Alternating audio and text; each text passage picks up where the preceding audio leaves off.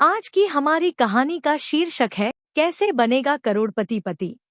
सूरज के जीवन का एक ही फंडा था कि मेहनत तो गधा भी करता है, घर बैठे जो कमाए समझदार वही होता है।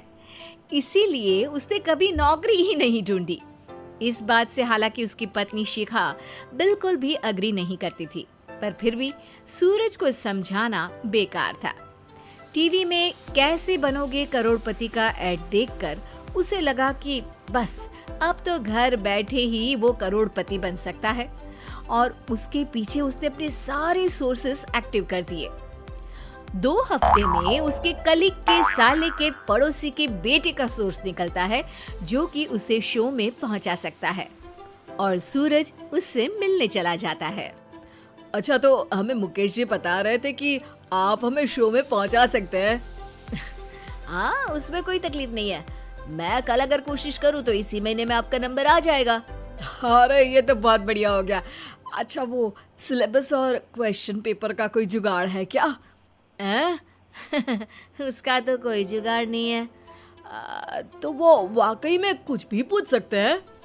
हाँ, वो तो बच्चन जी पर है, जो पढ़ते हैं वो पूछ लेते हैं।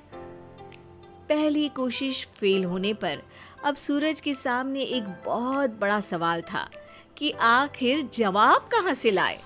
तब शिखा ने एक सजेशन दिया, क्यों ना सूरज अपने चचेरे भाई सुमित से मदद मांगे, जो कि यूपीएससी की तैयारी कर रहा था।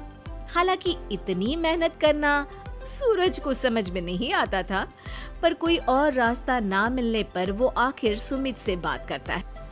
अरे सुमित, हमारा कैसे बनोगे करोड़पति के लिए सिलेक्शन होने वाला है, तुम हमें थोड़े चिट बनाने में मदद करोगे क्या?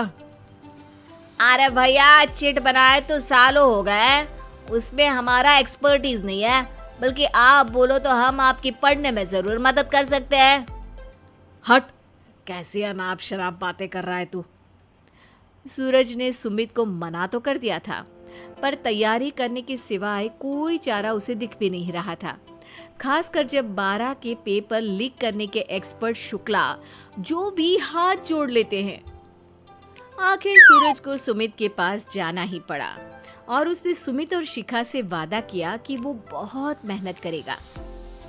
1 महीने की तैयारी के बाद फाइनल हुआ कि शो से 1 हफ्ते पहले एक ट्रायल खेला जाएगा, जहां पर सारे रिश्तेदार ऑडियंस की जगह पर होंगे और शिखा सवाल पूछेगी। दूर दराज से भी रिश्तेदार आकर हाजिर हो गए देखने कि आखिर कैसे बनेगा सुमित करोड़पति। सब कुछ सेट था, और इतने में सूरज आकर अपना स्पीच देता है। ये 1 महीना मेरे लिए आसान नहीं था, पर अपने भाई सुमित और अपनी पत्नी शिखा की मदद से मैं इतनी दूर पहुंच पाया हूँ। मेरे मम्मी पापा के आशीर्वाद ने भी बहुत साथ दिया है मेरा। मैं उम्मीद करता हूँ कि आज के शो में आप लोगों को बहुत मजा आएगा। साक्षी पहला सवाल पूछती है और पूरे कमरे में सन्नाटा छा जाता है। इंडिया में कितने स्टेट्स हैं? 3, सॉलिड, लिक्विड और गैस। अरे रुकिए, तो ऑप्शंस तो देने दीजिए। इतने में 5वीं कक्षा का चिंटू बोल उठता है। अरे क्या मामा, आप तो पहले सवाल पर ही आउट हो गए। अरे बेटा, पहला सवाल तो ट्रायल होता है ना। अरे तुम अब देखना।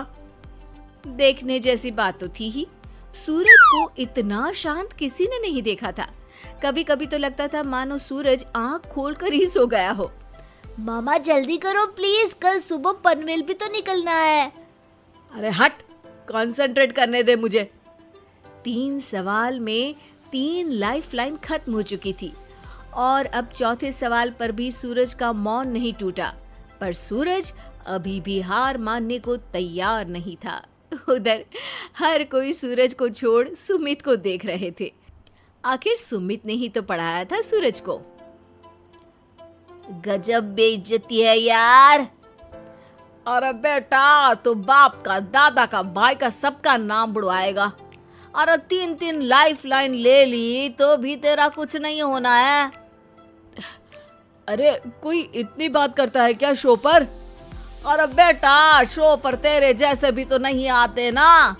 सूरज की ये जंग आखिर 1 घंटे बाद 5वें सवाल पर खत्म हो गई, जब उसने इंडिया के नेशनल बर्ड का नाम कहा कौवा। अरे बेटा, मजा तो बहुत आया, बस थोड़ा टाइम पर खत्म होता तो आनंद भी आ जाता। ताने बारिश के बूंदों की तरह बरस रहे थे और सूरज को भी समझ आ रहा था कि ये करोड़पति बनना शायद उसके बस के बाहर की बात है। पर वो आखिर ये बात मान कैसे लेता? वो सख्त लौंडा जो ठहरा, उसने सोचा कि बेइज्जती तो हो ही चुकी है, पर अगर मैं हार नहीं मानूं तो शायद कुछ हो सकता है। शिखा, तुम देखना, असली शो में आग लगा दूंगा, आग, करोड़पति बनूंगा मैं। हाँ, सब्जियां खत्म हो गई है घर पे, ले आओ, पहले पति बन जाओ फिर करोड़पति बनना। अरे गजब बेइज्जती है यार। बेटा, अभी तो घर पर ही हुई है, 1 हफ्ते में तो तुम देश के सामने करवा कर आओगे। वैसे जब टीवी पर जाओ ना तो बस अपने मम्मी का ही नाम लेना, ठीक है? कोई पूछे तो बोलना कि पापा नहीं है मेरे। अरे पढ़ाई की, पेपर निकलवाए, इतने सारे लोगों को खाना खिलवाया, क्या फर्क पड़ा? इसीलिए मैं कहता हूँ कि मेहनत तो गधा भी करता है, घर बैठे जो कमाए वही सिकंदर। लेकिन मामा, गधे भी जानते हैं कि हमारा राष्ट्रीय पक्षी मोर है।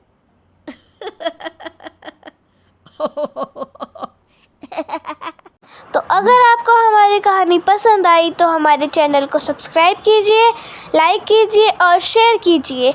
मिलते हैं अगली कहानी के साथ जल्द ही।